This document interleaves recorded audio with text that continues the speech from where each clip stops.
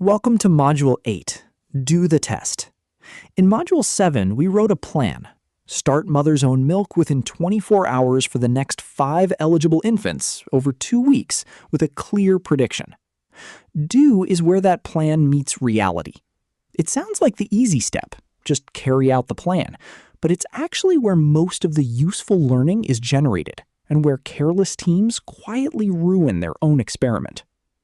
Over the next 10 to 15 minutes, we'll cover the 2 jobs of do: delivering the change as designed and observing what happens, how to collect data in real time, how to document surprises, how to handle problems without abandoning the test, and why you keep it small and short.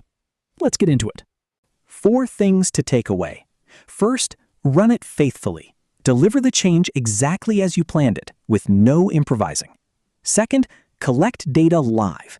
Capture your measures at the bedside in real time, not from memory afterward. Third, document surprises. Record the observations that explain why the numbers came out the way they did.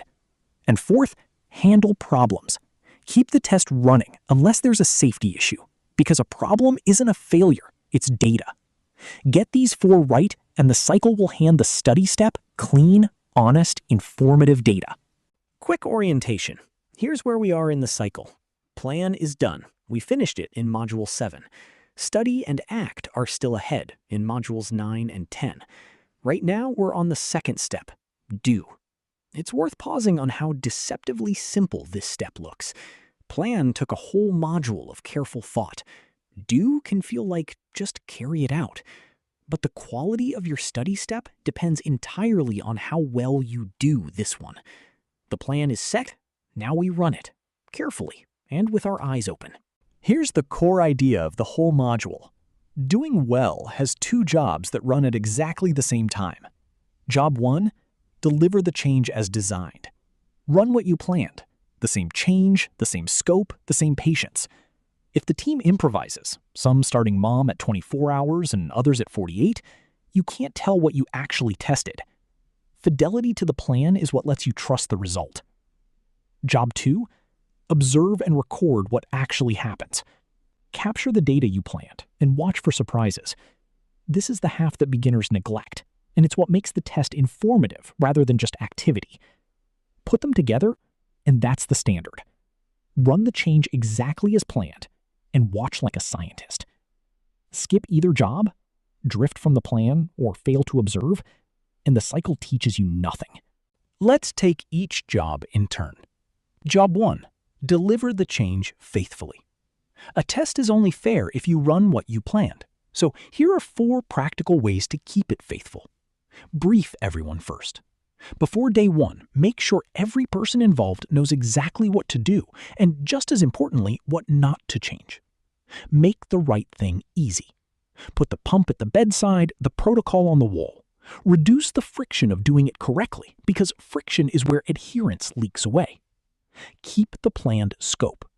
5 infants means 5. Don't quietly expand to 20 because it's going well, or shrink to 2 because the unit is busy. And resist mid-cycle redesign. This is the big one. If you change the change halfway through, you've started a brand new test with no clean data on the first. When a better idea occurs to you mid-cycle, and it will, write it down, finish the cycle as planned, and build it into the next one. Job 2 has 2 parts. First, collecting the data. In plan, you named the measures. Process, the percentage with mom started under 24 hours.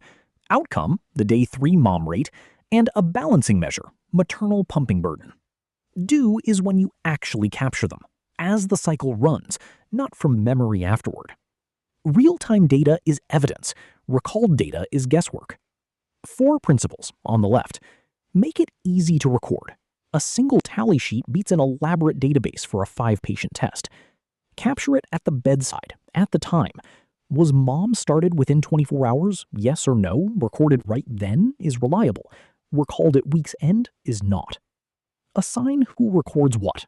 One named person owns the tally. And collect just enough. Only the measures from your plan. Extra columns just get skipped. On the right is the entire instrument. 5 rows, a handful of columns. ID, was mom under 24 hours, hours to first mom, Day 3 mom, plus a notes column. Look at infant 2 and infant 5. The red ends are your adherence gaps and are exactly what the notes column needs to explain. The second part of job 2, and the most undervalued thing in all of Do, document observations and surprises.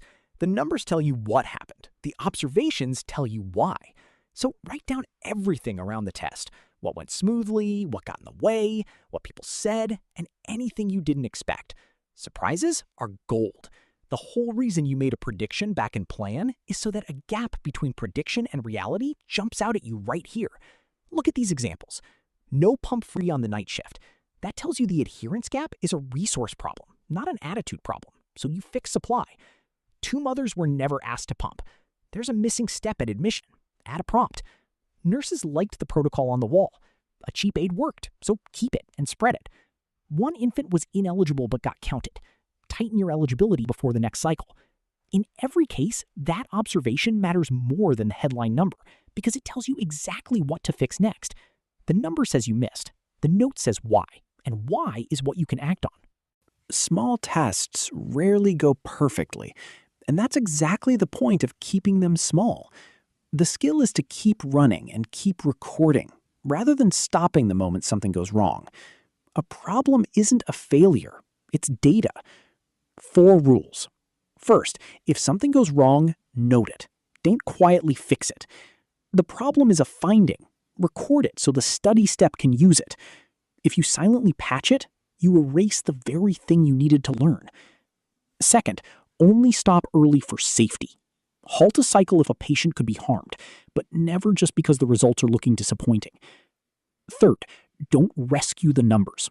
Resist the urge to coach the team into hitting the prediction. You want the honest result, not a flattering one you can't trust. And fourth, reframe what failure means. A failed cycle is a successful test. Learning that the change didn't work or wasn't doable in your unit is precisely what a small test is for. You spent 5 infants and 2 weeks to find out, cheaply and safely. One more discipline for the do phase. Keep it small and keep it short. There are 2 temptations that quietly kill good do phases, and both feel reasonable in the moment. The first, scaling up because it's going well.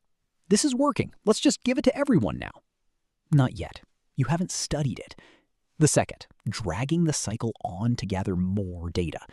Let's run a few more weeks to be sure.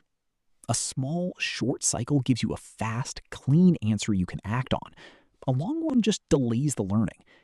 And here's the bigger picture at the bottom. This is exactly how a real NIC bundle gets built. Test one element small, study it, lock it in, then add the next element in the next cycle. Adherence climbs cycle by cycle precisely because each change was tested small before it was spread. That's how the real project moved from 78% to 91.6% bundle adherence.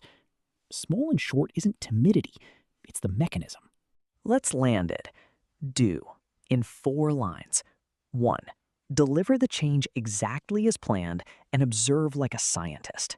The 2 jobs run together. 2. Collect your planned measures in real time, at the bedside, not from memory. 3. Document observations and especially surprises because they explain the numbers. 4. Keep running through problems unless there's a safety issue. A failed cycle still teaches you something worth knowing. Next, in Module 9, Study, you've run the test and gathered honest data and observations. Now you make sense of them.